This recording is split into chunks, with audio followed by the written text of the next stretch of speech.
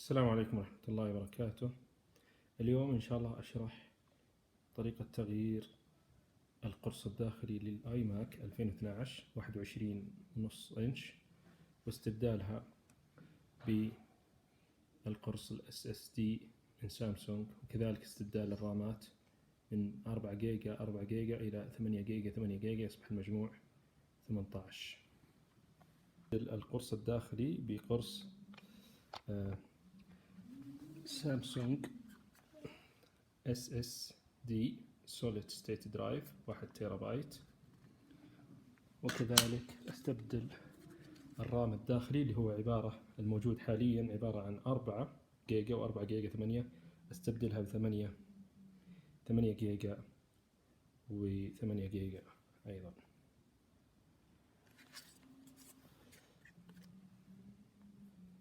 ثمانية جيجا مكتوب هنا، أيضا 8 جيجا، لين يصبح المجموع 16. الأدوات المستخدمة، هذه الأداة جت مع غراء الشاشة أو لاصق للشاشة اللي نحطها بعد ما نخلص. هذه ممتازة جدا بحيث أنه يعني ما تدخل لما نفتح، يعني لها حدود، فما تدخل داخل الشاشة أو تتلف أي شيء مثلا الكاميرا، جهة الكاميرا إلى آخره، فممتازة ومناسبة للآي ماك. أيضا الأدوات الموجودة نحتاج فك المسامير، ونحتاج فقط هذا ما نحتاجه. ممكن نحتاج برضو الأدوات الموجودة في الصورة. جميع الأدوات والقطع راح أحطها في الوصف بإذن الله في وصف الفيديو.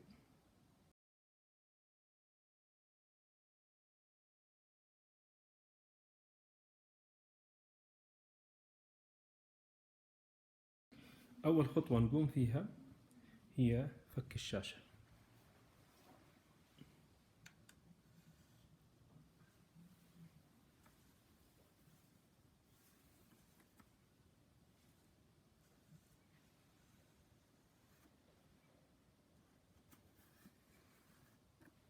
طبعا ميزة هذه القطعة إنها ما تدخل إلا للمسافة المطلوبة فقط فك الغرام.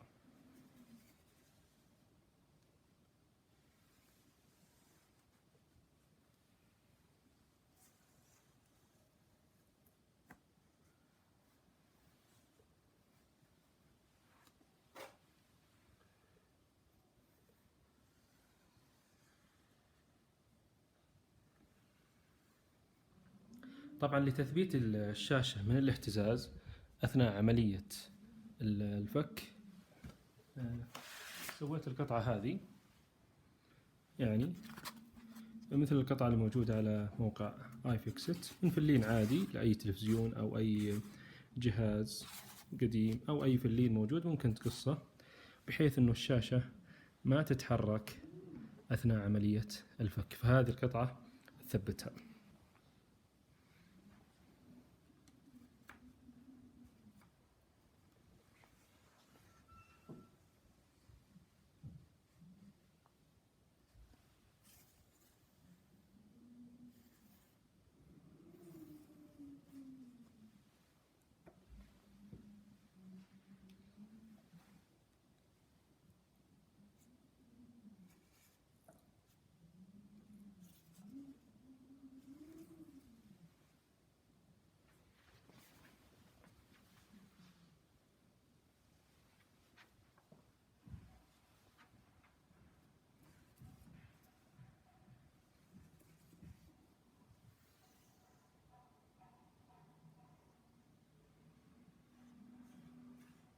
طبعا هنا فيه الكاميرا،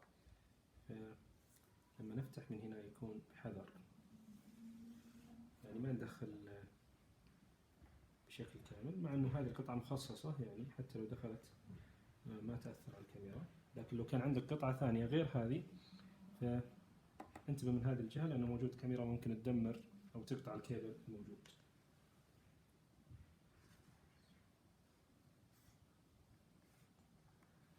الآن بدأت الشاشة يعني تطلع.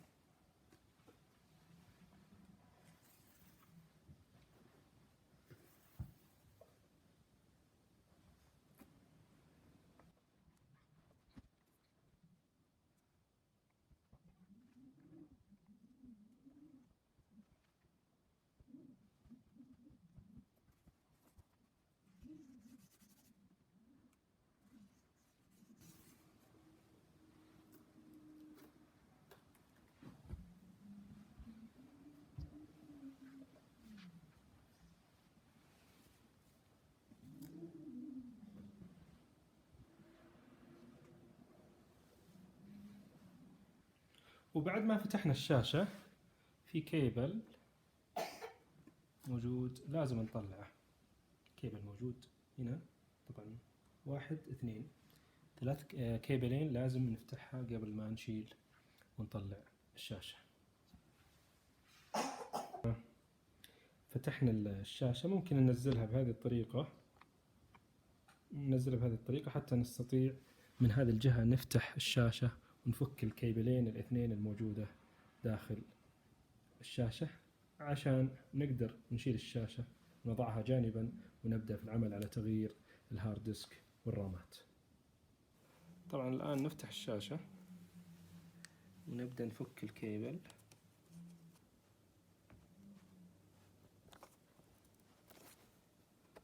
هذا الكيبل الأول،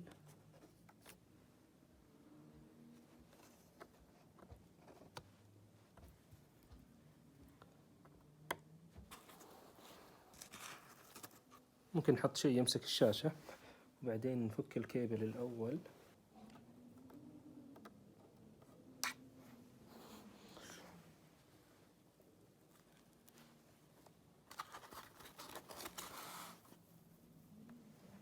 هذا الكيبل الأول،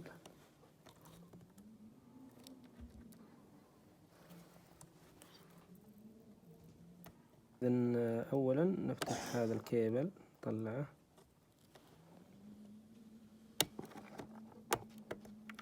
نكون حذرين عشان ما ينقطع معنا. الثاني نسحب البلاستيكة هذه، نسحبها فوق ونطلع الكيبل، وكذا نكون قادرين ان نطلع الشاشة من مكانها. طبعا يحتاج في الأسفل انه نشيل الغرة شوية عشان نقدر نفكها.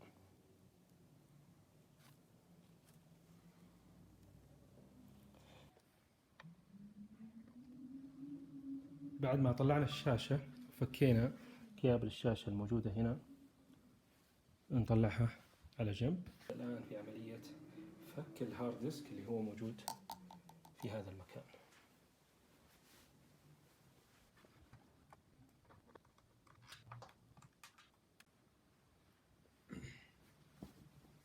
الآن بعد ما فكينا الهارد ديسك نطلعه من مكانه بهذه الطريقة، ونفك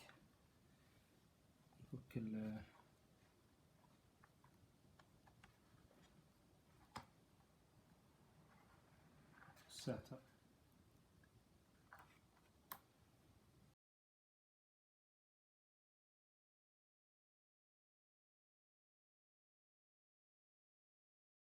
فتحناه وطلعناه، وهذا هو الهارد ديسك القديم. راح نستبدله إن شاء الله بالاس اس دي. طبعا عشان نستبدله راح نفك الغطاء هذا كامل ونحطه على الاس اس دي.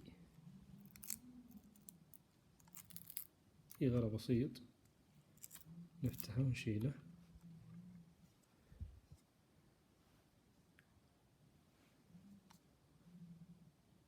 الهارد ديسك القديم هذا هو. هذا سامسونج السوليد ستيت درايف الجديد اللي راح نستبدله. هذا أيضا هذا سامسونج.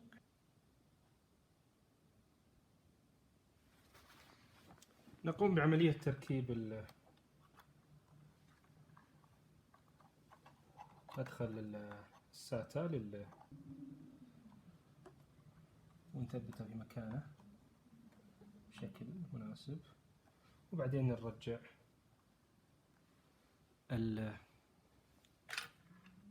المسامير. هذا بالنسبة لعملية تغيير الهارد ديسك.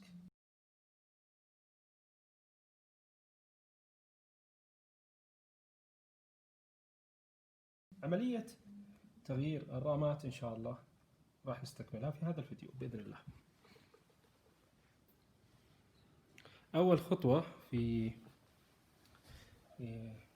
فك المروحة، طبعا نحتاج نفك المروحة إن نشيل هذا الكيبل، هذا كيبل خاص بالمروحة، وبعدين نفك المسامير الثلاثة الخاصة بالمروحة. فتحنا الكيبل الخاص بالمروحة، والآن نطلع نفك مسامير المروحة.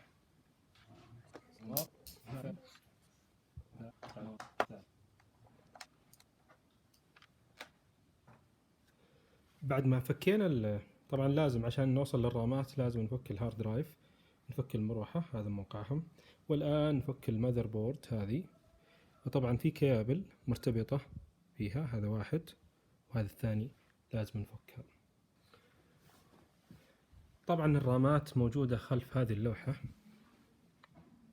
وعلشان نوصل لها لازم نشيل هذه القطعة ونشيل القطعة الهارد ديسك هذه، يعني اللي تحت الهارد ديسك، وهذه متصلة بالقطعة هذه، يعني هذه مع بعض، ما راح نفك ذي لوحدها. ولازم عشان نوفر مساحة لإخراج هذه القطعة لازم نشيل هذه القطعة عشان نقدر نشيلها في هذه الجهة، في هذه الجهة نقدر نسحبها. وبعدين في ظهرها موجود قطع الميموري. أول شيء فتح هذه القطعة في كيبلين، الكيبل الأول موجود هنا والكيبل الثاني موجود هنا، لازم نفكها. وبعدين في كيبل تحت موجود بعد ما نفتح المسامير ونطلعها، في كيبل موجود هنا وفي كيبل موجود في هذه الجهة. إذا في 4 كيابل لهذه القطعة فقط لازم نطلعها برا.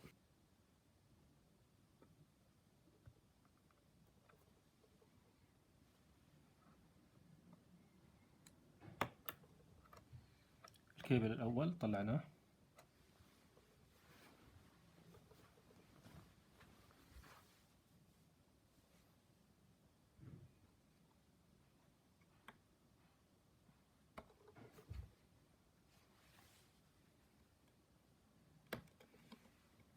الكيبل الثاني طلعناه.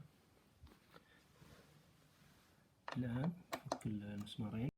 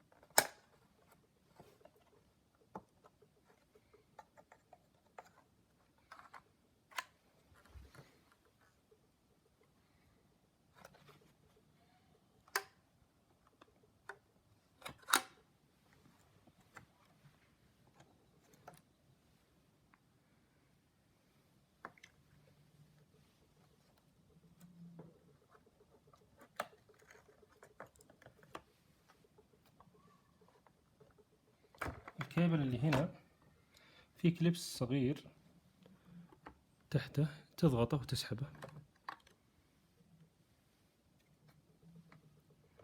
في كيبل ثاني هنا برضو كليبس تضغطه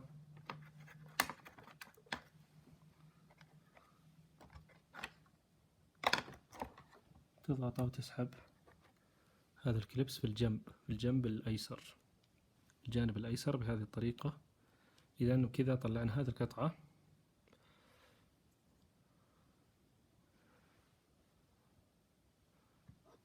إذا انتهينا من هذه الخطوة، نضع المسامير الخاصة بهذه القطعة معها، حتى يعني عند التركيب في لها مسمارين و4 كابل، نضعها في مكان لوحدها عشان ما نلخبط لما نجي نركب.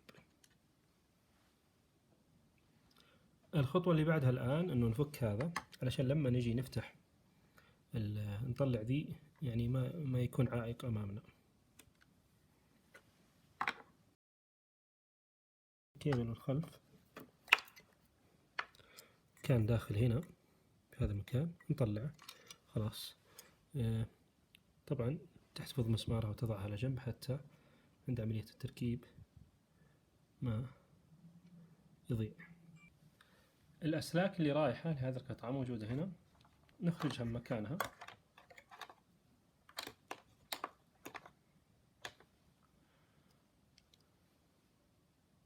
الخطوة التالية هي إزالة المسامير الموجودة وإزالة الشريط اللاصق فوق الهيتر أو المروحة. افتح المسمار الأول. طبعا لو كان المفك مغناطيسي راح يخدمك كثير في عملية إخراجه من هذا المكان، من إخراج المسمار أقصد.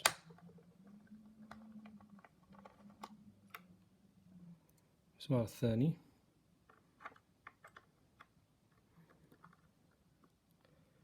المسمار الثالث،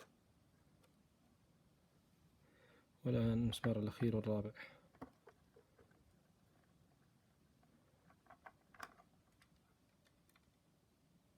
أربع مسامير لهذه القطعة. بعد ذلك نزيل الشريط اللي هنا أزلناه خلاص. الخطوة الثانية الآن أنه نفك المسمارين هذه ونطلع القطعة هذه لليسار، لكن قبل ذلك في كيبل موجود هنا. الكابل هذه نطلعها.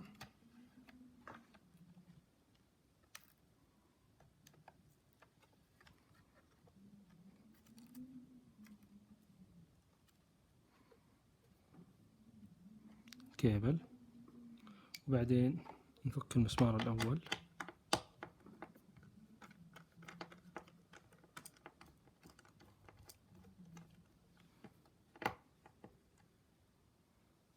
نفك المسمار الثاني.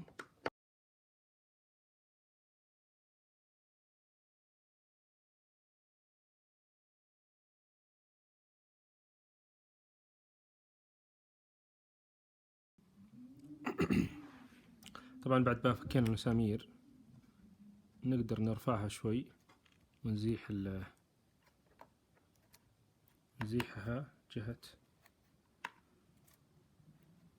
جهة اليسار قليلا، ثم نبدأ بعد ذلك بفك الكابل الموجودة عشان نستطيع نفك المسامير. نفك الكابل الموجودة، طبعا هذه حساسة جدا فلازم يكون في حذر. بعد ذلك راح نفك هذا الكيبل، ثم اللي هو كيبل كاميرا وكيبل السبيكر هنا، وبرضه كيبل السبيكر هنا، والكيبل هذا أيضا راح نرفعه ونطلعه برا. نبدأ.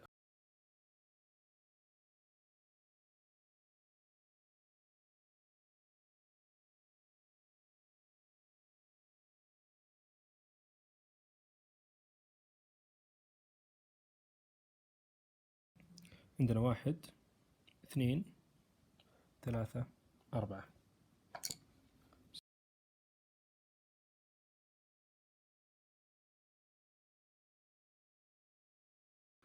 بعد ما فكينا جميع الكابل من هذه اللوحة وفكينا جميع المسامير، جاء الوقت اللي فيه نفك أو نطلع اللوحة من مكانها.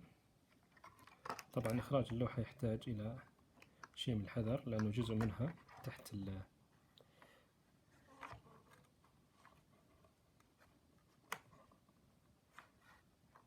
الجهاز.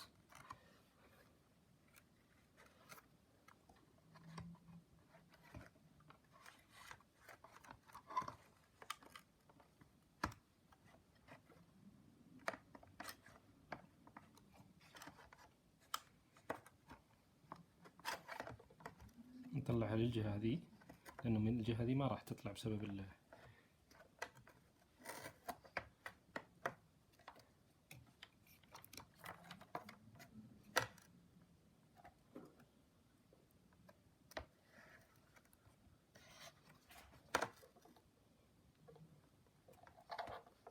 نحاول قدر استطاعة إنه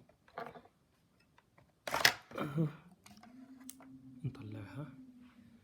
بعد ما أخرجناها نلاحظ وجود الرام في هذه الجهة، أيضا تحتاج تنظيف. بعد ما طلعنا اللوحة ذي، في الخلف يوجد الرامات اللي هي الاثنين، نفتحهم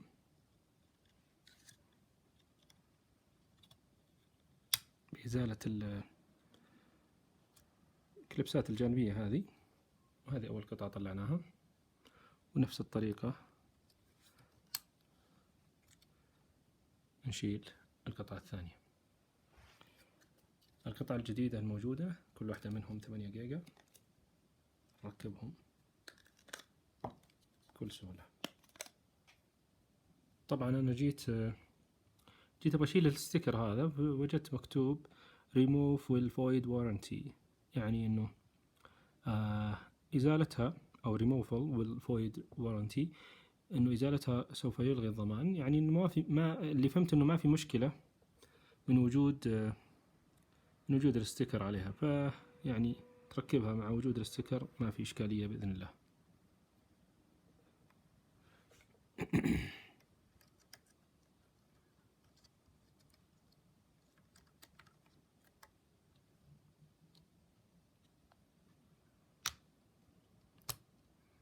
ركبها القطعة الأولى،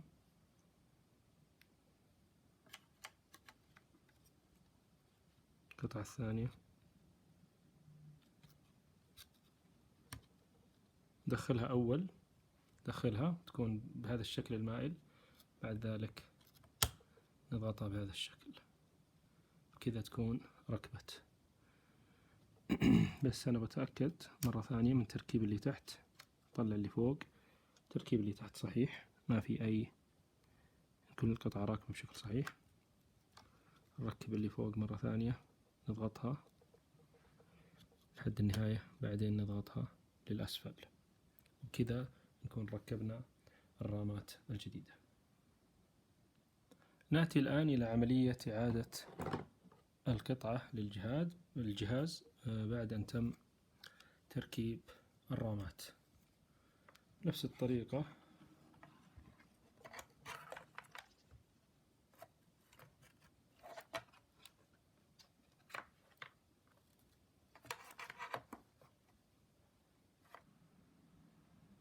طبعا بصراحة أصعب جزء واجهته هو إدخال هذه القطعة وإعادتها إلى نفس المكان، يعني في صعوبة في إعادتها.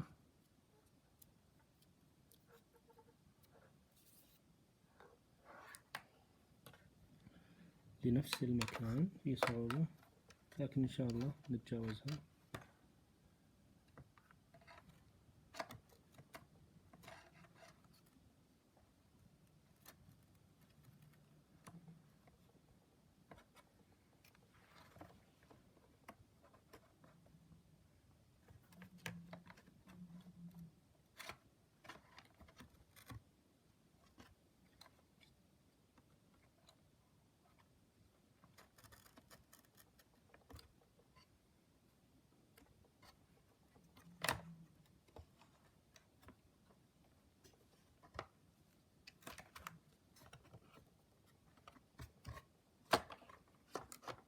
الحمد لله استطعنا إنه ندخلها، إن شاء الله تكون سليمة. نوزن المسامير، طبعا في 4 مسامير نوزنها.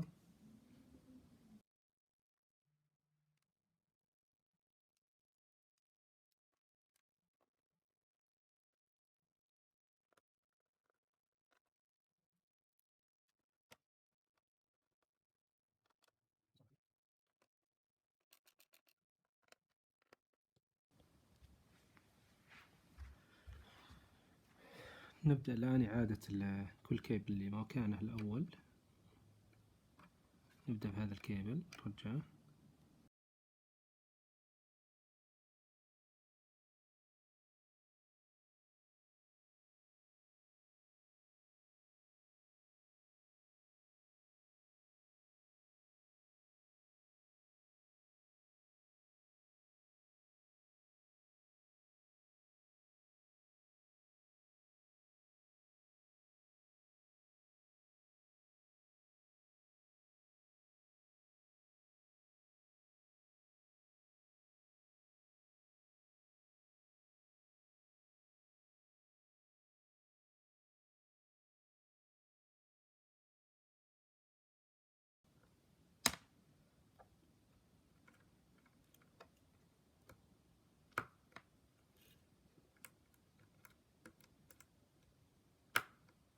إذن كل الكابل الأربعة تم تركيبها بشكل صحيح.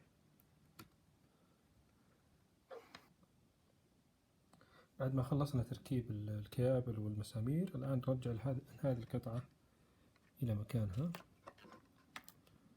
ونشد المسامير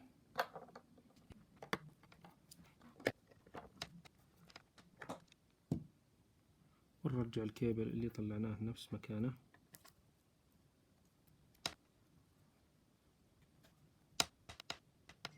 كذلك نجيب الأربع مسامير ونثبت هذه القطعة.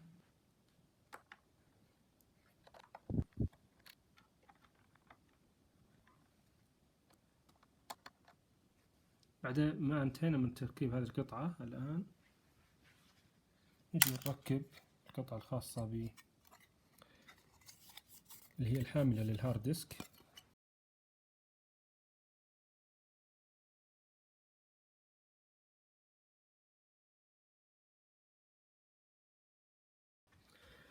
بعد ما خلصنا تركيب حامل ال SSD ولا الهارد ديسك، عندنا القطعة هذه الآن نركبها. طبعا معها مسمارين، موجود معها مسمارين. طبعا فيها الكيبل الأول بهذه الطريقة. هذا الكيبل الأول، هذا في اليسار في الجانب الأيسر، نركبه أول واحد لأنه هو الأبعد.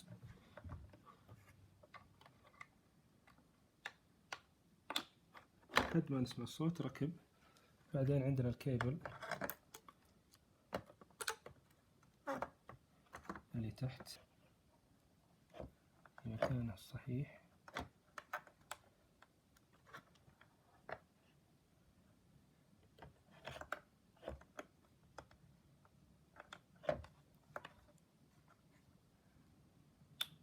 نضغطه لحد ما نسمع الطقة أو الصوت. بعدين طبعا الكيبل هذا نحاول لازم يكون برا لأنه بنركبه بعدين، وأيضا هذا الكيبل لازم يكون برا. نبدأ ندخل القطعة في مكانها. طبعا المكان ضيق،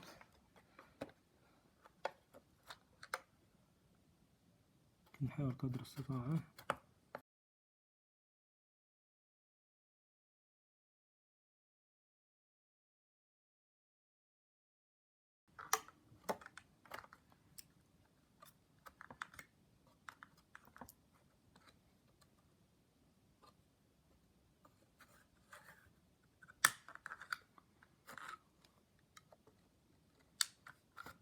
الآن استطعنا ندخلها بكل سهولة.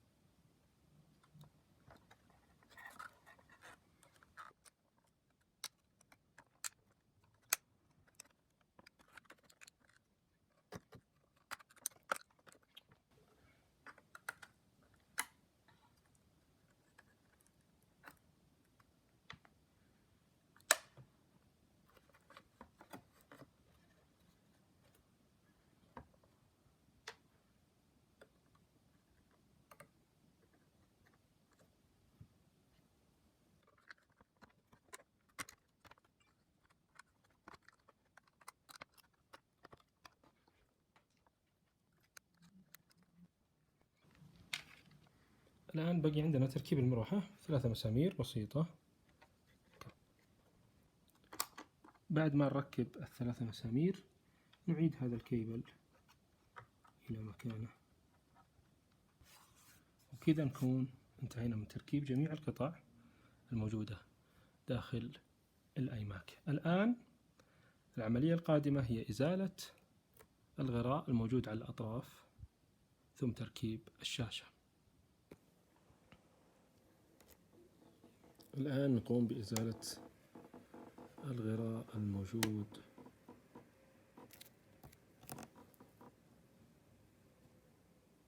أطراف الجهاز.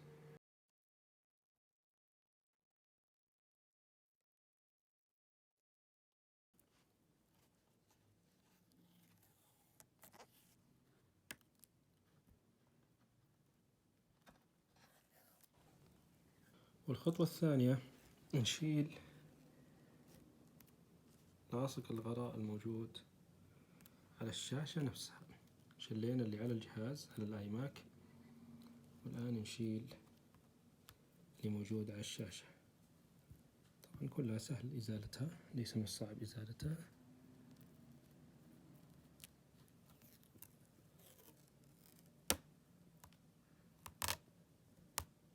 هذه الجهة اللي فيها الكاميرا ما فيه.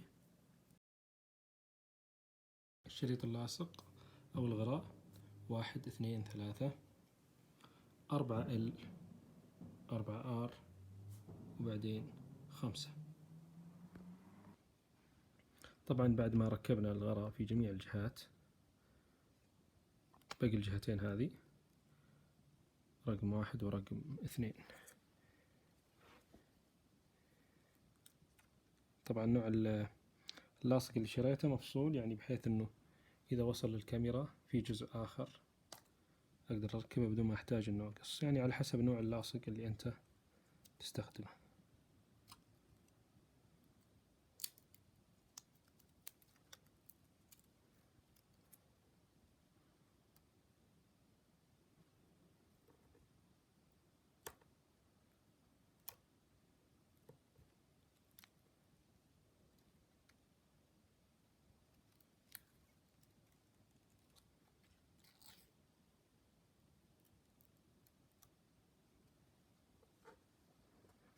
ركبناه رقم 1.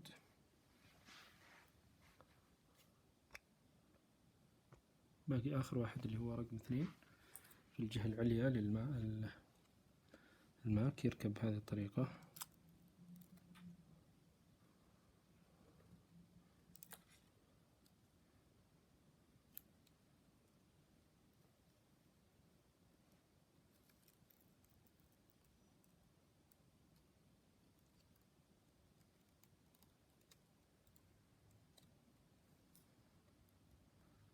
أحيانا نحتاج نقص بعض الزيادات زي هذه الزيادة عشان ما تسبب ارتفاع للشاشة بعدين، عشان نحافظ على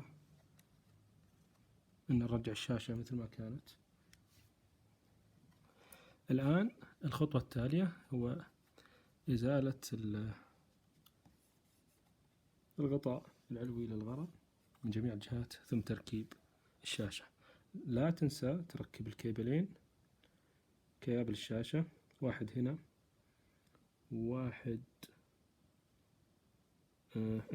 هنا واحد هنا، ضيعت المكان، واحد هنا واحد هنا، واحد بكليبس واحد بدون عادي. والأخيرة هي تركيب الكيبلين. قم بتركيبهم. كابل الشاشة، هذا الكيبل الأول دخله في مساره،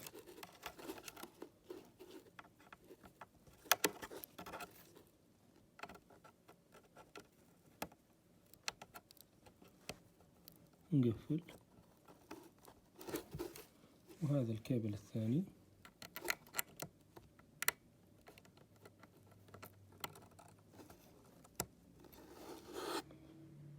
الآن نقدر نفك الشريط اللاصق اللي جهة الشاشة، لأنه أنا تركته عشان ما يلصق في يدي. نقدر نفكه وبعدين نطبق الشاشة. نكون انتهينا من تركيب الجهاز كاملا.